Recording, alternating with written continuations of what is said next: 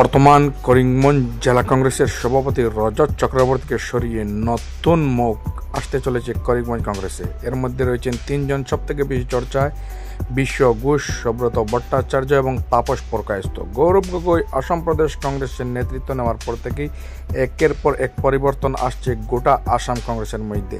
এবারে করিমগঞ্জ জেলা কংগ্রেসের মধ্যে নতুন সভাপতির নিযুক্তি প্রক্রিয়া আরম্ভ হতে চলেছে। সবথেকে বেশি চর্চায় যে নাম রয়েছে সেটা হচ্ছে সুব্রত দেব। রজত চক্রবর্তীর জায়গায় বসতে চলেছেন সুব্রত দেব। দীর্ঘদিনের পুরানো কংগ্রেস সঙ্গী সুব্রত দেব হতে পারেন জেলা কংগ্রেসের নতুন সভাপতি। তাছাড়াও বেশ চর্চায় নাম রয়েছে বিশ্ব ঘোষ ও তাপস পুরকায়স্থ মহাশয়েরও। বিক্রি হবে অমনি ভ্যান, খুব ভালো কন্ডিশন, অরিজিনাল পেন্টের সাথে 44,000 কিলোমিটার রান করেছে। MZ নাম্বারে রেজিস্ট্রেশন করা আছে। দাম 1,70,000 টাকা। ফিক্সড রেট, কোনো নেগোশিয়েট হবে না। গাড়ির কন্ডিশন খুবই ভালো। আসিমগঞ্জ, পাতারকান্দি আশপাশের এলাকার কেউ থাকলে মেসেজ দিবেন। অমনি ভ্যান 2017